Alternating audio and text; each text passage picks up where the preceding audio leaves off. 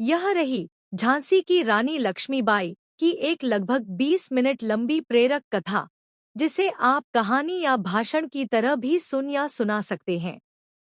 झांसी की रानी लक्ष्मीबाई की 20 मिनट की कहानी।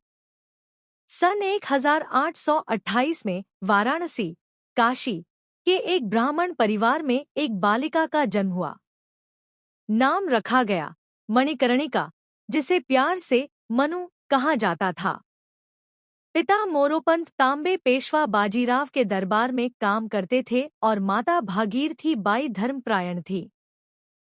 बचपन से ही मनु अत्यंत बुद्धिमान, साहसी और निडर थी।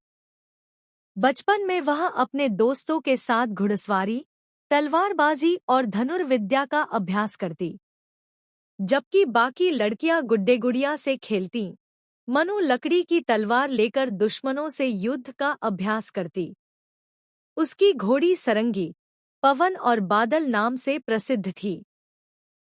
विवाह और झांसी की रानी बनना।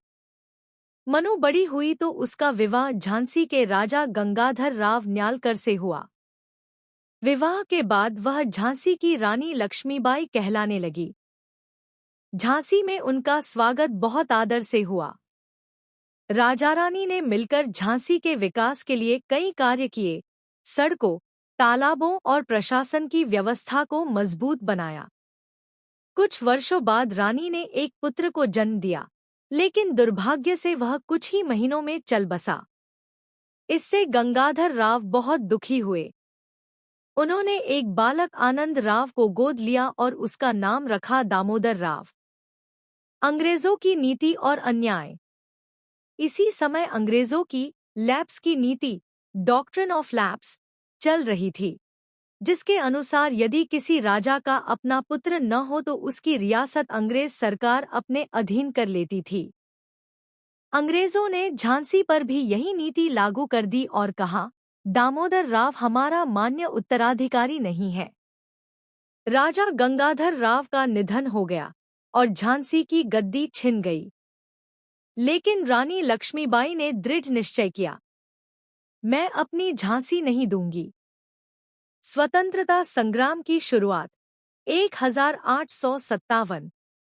1857 का साल भारत के इतिहास का अमर वर्ष है। इस वर्ष भारत का पहला स्वतंत्रता संग्राम हुआ। रानी लक्ष्मीबाई ने इसमें बढ़चढ़कर भाग लिया।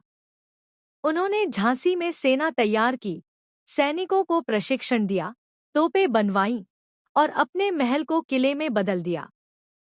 उनकी सेना में राव साहब, तात्या टोपे, खुदा बख्श, झलकारी बाई,